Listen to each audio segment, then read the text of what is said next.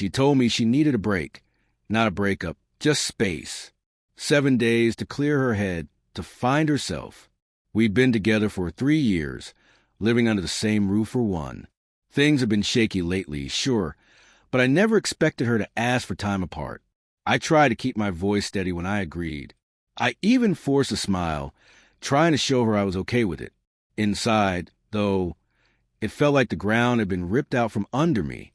That night, she packed a small bag, kissed me on the cheek like it meant nothing, and walked out. No tears, no hesitation, just silence and the sound of the door clicking shut behind her. I stood there in quiet apartment, staring at the empty space where she'd just been, wondering what I did wrong. The stillness was unbearable. Her absence echoed through the walls like a memory I couldn't turn off. The first night without her was brutal. I didn't sleep. I just laid there, staring at the ceiling, glancing at my phone every few minutes, hoping for a message. Nothing.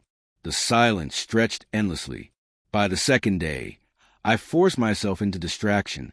I went to work, grabbed drinks with friends, even ran to the neighborhood until my legs burned, like I could outrun the ache in my chest. But every time I stopped moving, my mind went back to her, to the way she walked away, like it was easy. I told myself, if she comes back, she better have a damn good reason. Then came day 3, around 8 p.m. There was a knock at the door. I wasn't expecting anyone. Curious and uneasy, I checked the peephole. It was her. Her hair was a mess. Makeup streaked down her cheeks. Her eyes were red and swollen from crying. She looked nothing like the composed woman who had left just days ago. I hesitated for a second, then opened the door. She didn't say hello. She just looked at me with a lost, hollow gaze and whispered, "Can we talk?" I stepped aside. Saying nothing, she walked in slowly, cautiously, like she wasn't sure if she still belonged here. She sat on the edge of the couch like it had become unfamiliar territory.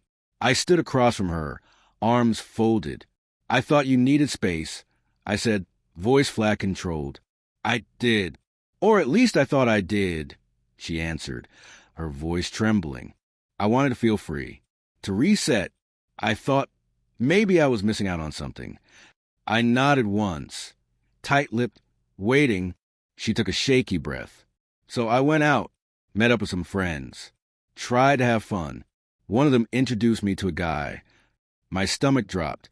A sick, sinking feeling surged up, hot and immediate. My fist clenched, but I stayed quiet, locked in place. "Nothing happened," she said quickly, shaking her head. "I swear, we just talked." But I felt empty the whole time, like I was chasing something that didn't exist, some fantasy of a fresh start.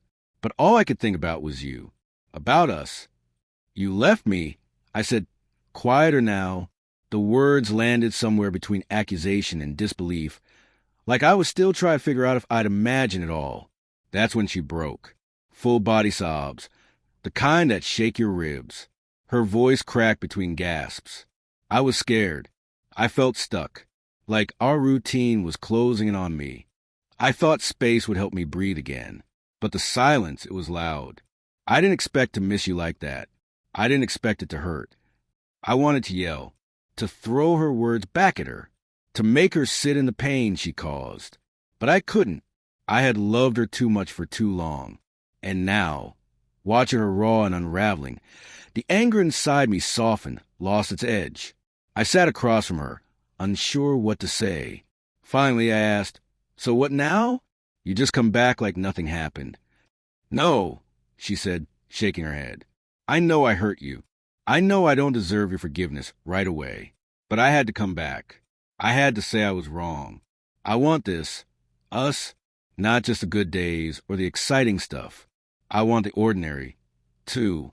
The quiet mornings, the awkward arguments, the lazy Sundays, all of it." We sat in silence for a long time. I noticed her fingers twisting the ring on her hand, the one I gave her on our anniversary. She hadn't taken it off. That hit me in a way I hadn't expected. A small, silent promise that hadn't been broken. "I don't know if I can just forget this," I said, my voice low. "I don't expect you to," she whispered. "But I'm here if you're willing to try." I won't ask for space again. I'll ask for you. I'll ask for help, for patience, for understanding. But I won't run. There was something different in her eyes. A truth I hadn't seen in a long time. Not desperation. Not manipulation. Just honesty. The kind that comes after staring down your own reflection and not liking what you see. I leaned back, taking a long breath. Part of me wanted to shut her out, to make her feel the emptiness she left me with. But another part, the part that still remembered what it felt like to wake up next to her and feel like everything made sense, couldn't ignore the fact that we both made mistakes. And maybe, just maybe, we were both willing to fix them. I need time, I said, but I'm not closing the door. She nodded, tears still streaming. But this time, they seemed to carry something else. Relief, the quiet kind. She stood slowly, hesitating. Should I go? She asked. I didn't answer right away. I just looked at her, really looked at her.